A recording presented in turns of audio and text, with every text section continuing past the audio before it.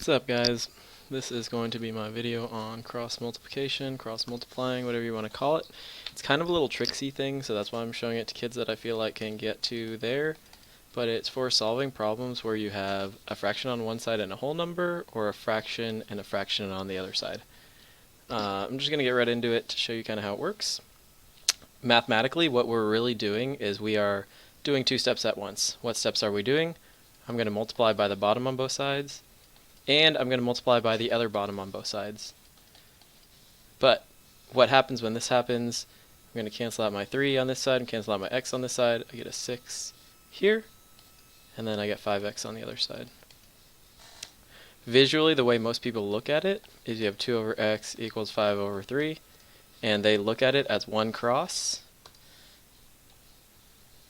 5 times x, or x times 5, which is equal to 5x, and the other cross multiplying together, so this 2 times 3. So mathematically, what is it really doing? We're multiplying by both denominators at the same time to both sides. But what does it look like? It looks like you're multiplying these two crosses together, oopsies, and you get 5x equals 6. And then once you divide out, yeah, we'll get 6/5 or 1 and 1/5 or 1.2 or whatever you want to call it. And that's no matter how you're looking at it. But let's look at a couple of cross-multiplying examples besides that. So besides that, it doesn't really matter where your variable is. If I have x over 3 equals 10 over 7, something like that, then I'm just going to multiply my crosses no matter what. 7 times x is 7x. 3 times 10 is 30. Divide out. X equals 30 over 7, or 4 and 2/7. You also can cancel in it sometimes, and you might not just have x. What if I could have, like 5x? Let's change this up.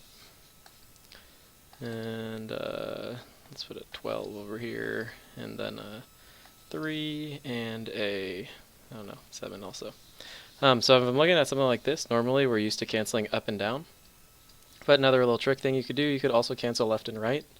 You cannot cancel diagonally. Do not do that. Don't cancel diagonally. Only multiply diagonally. So we are going to do that and cross multiply. 5 times 3 is 15 with an x. 12 times 7 is your friendly 84. And then I'm going to just divide that off. And it looks like it goes in about 5 times and 9/15, and then I'll reduce that down to 5 and 3/5. Hooray! Okay, so this is your basic cross multiplying. I'm going to do a couple more advanced examples in the next one.